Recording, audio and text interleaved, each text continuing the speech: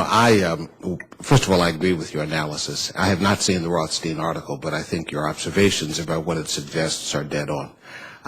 I support the campaign, and I think that our organizations collectively really acknowledge the skill with which the campaign has put together its goals, because I think they've identified both consensus issues among a variety of different constituencies, as well as what is politically achievable in the short term. So that the ability to incorporate high school reform as part of No Child Left Behind would itself be an extraordinary breakthrough. And I think the campaign's focus on the need for sort of policy triage of looking at high school dropouts as a motivation for the change in the legislation is absolutely where it should be. Having said that, some of our groups are in different places with respect to the broader issue you've raised, which is how do you accomplish greater federal responsibility for maintaining a level of educational equity where states are showing inconsistent financing for providing the same kind of quality of care. I think there are two scandals here.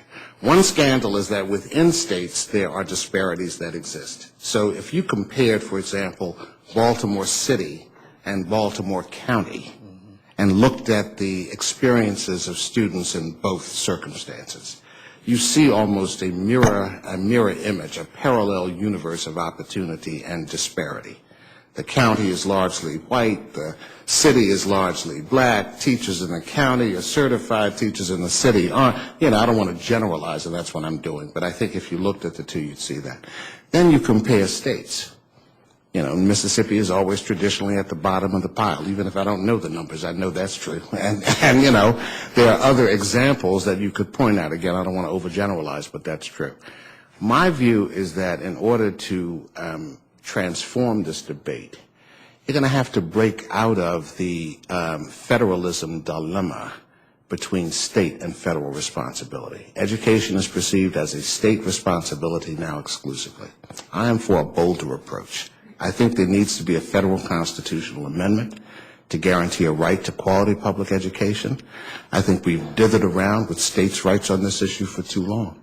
I think that there needs to be hearings held to show the dramatic difficulties and disparities that exist both within states and between states. And I think regardless of whether the amendment becomes law, it provides a forum for exposure of the contradictions that exist both within the educational system and between the goals of creating reform and the inability to achieve it. And I think one of the virtues of No Child Left Behind, and I think Peter hit it, is that the data has really been crucial to driving reform. Without the data, you would have no incentive to make the kind of changes that we're making now. And you need a broader array of data, but you also need it focused in ways that can make a difference.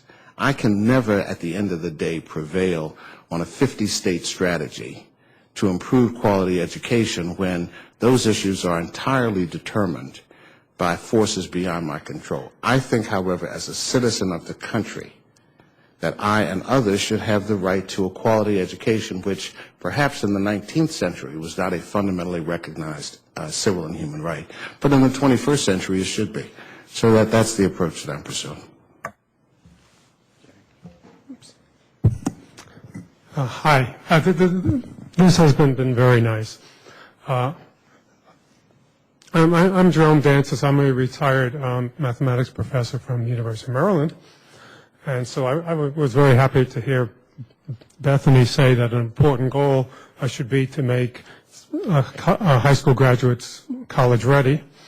And she also noted that the grade 10 tests don't cut it.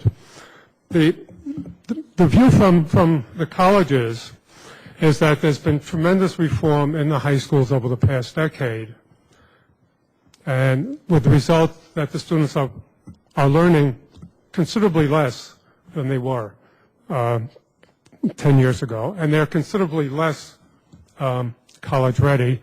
And what we see in mathematics departments is that the students know less arithmetic and they know less algebra 1.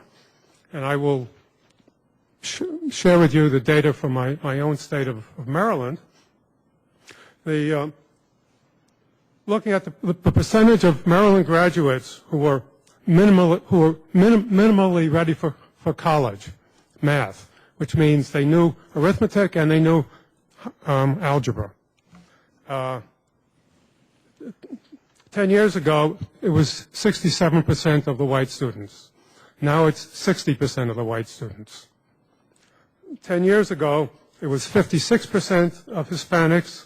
Now it's 42% of Hispanics. 10 years ago, it was 44% of black students.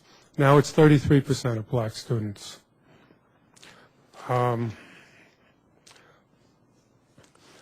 It would seem to me it would be appropriate for the No Child Left Behind 10th grade math test that the state of Maryland would go to my campus, which is the flagship campus of the University of Maryland, and say, okay, you have an Algebra 1 course. Let us take your final exam, and we'll make that the state's No Child Left Behind mandated 10th grade test. Well, that's the opposite of what's happening in Maryland, and it's also the opposite of what's happening in about 45 states in the United States. So, Dr. Dances, in essence, your question is that from a policy standpoint, the federal government should in some way, or as part of NCLB reauthorization, should in some way reach out to the higher education community to start reforming 10th grade math tests? Well, they need to reach, they need to reach out to the math department, right, not to the math education department. Okay. Right?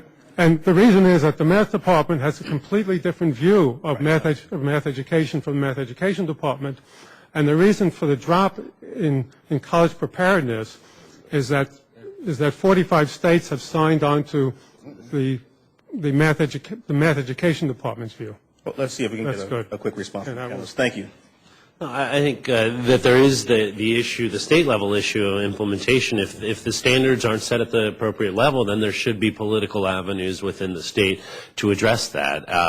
And you know, when I was teaching in California in an English class, what the Cal State system was finding, and this was pre-No Child Left Behind, was that they had to deliver remedial writing composition instruction to 40% of their incoming students. And so I think you're starting to see, I think, independent somewhat of No Child Left Behind, those kind of collaborations that are happening between institutions and systems of higher education and high schools. But I think broadly, your question seems to go to the issue that the state standards are misestablished. And, you know, that I think is a state implementation issue, and we would love to, and there have been many proposals about equalizing standards between states and about not letting certain states establish very low levels, but the political will at this point is just not there, I'm sorry to say.